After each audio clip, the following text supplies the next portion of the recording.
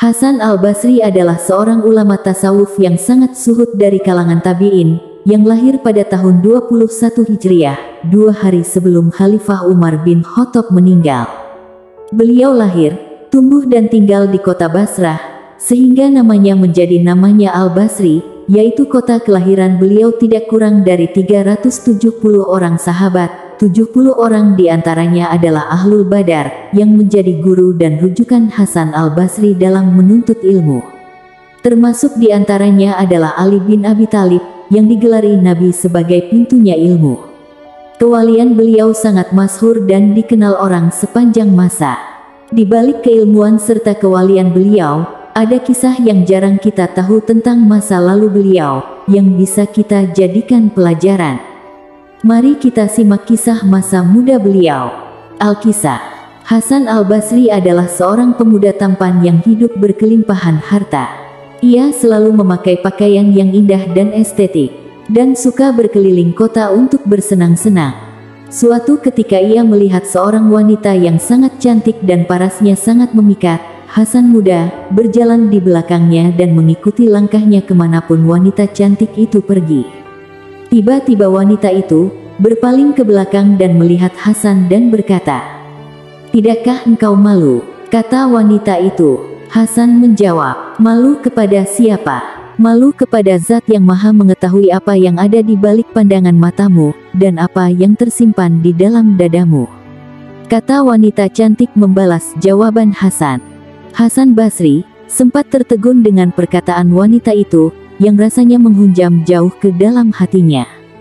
Sempat terjadi pergolakan, tetapi kecantikan dan pesona wanita itu seolah sudah memikat sukmanya, terutama dua mata cantiknya yang jeli dan memikat.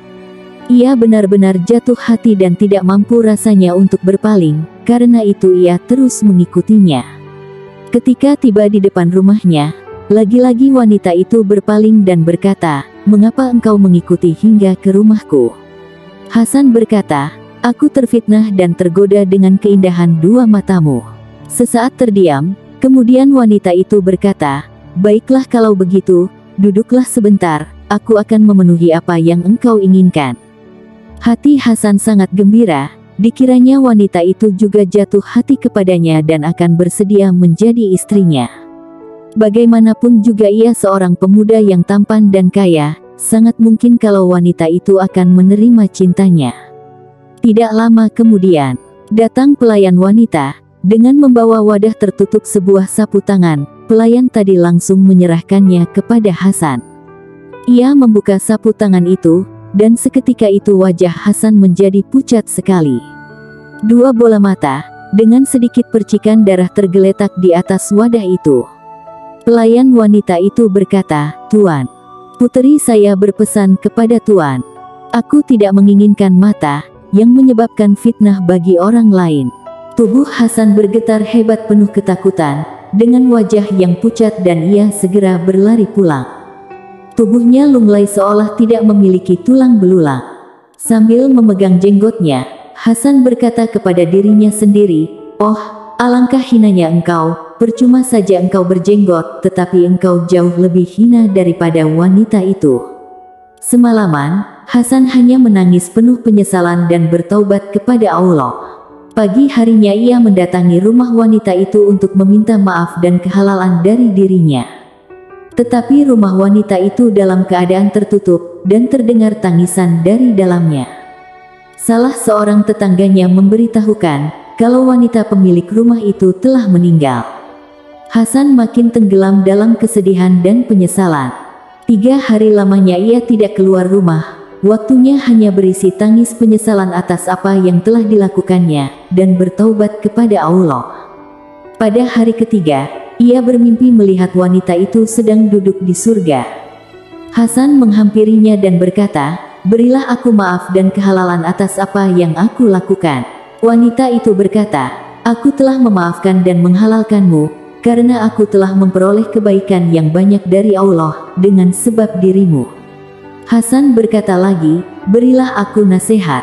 Wanita itu berkata, "Ketika engkau dalam kesendirian dan kesunyian, berzikirlah kepada Allah Ta'ala. Ketika engkau berada di pagi dan sore hari, beristighfarlah dan bertaubatlah kepada Allah. Setelah terbangun dari mimpinya itu, hati Hasan menjadi lebih lega. Hasan merubah total pola hidupnya selama ini. Semua harta yang dimilikinya disedekahkan di jalan Allah. Dia hidup dalam keadaan zuhud dan selalu dalam ketaatan, memperdalam ilmu dari para sahabat Nabi yang memang banyak yang tinggal di kota Basrah saat itu. Sehingga jadilah beliau sedalam itu keilmuannya dan juga menjadi wali Allah papan atas. Demikian sekelumit kisah tentang taubatnya Hasan al-Basri, seorang wali Allah di masa mudanya, yang penuh kemewahan dan ketampanan. Beliau mendapatkan hidayah dengan syahwatnya saat itu. Sahabat, jangan pernah berputus asa dari rahmat Allah. Hidayah itu bisa datang kapanpun dan dimanapun.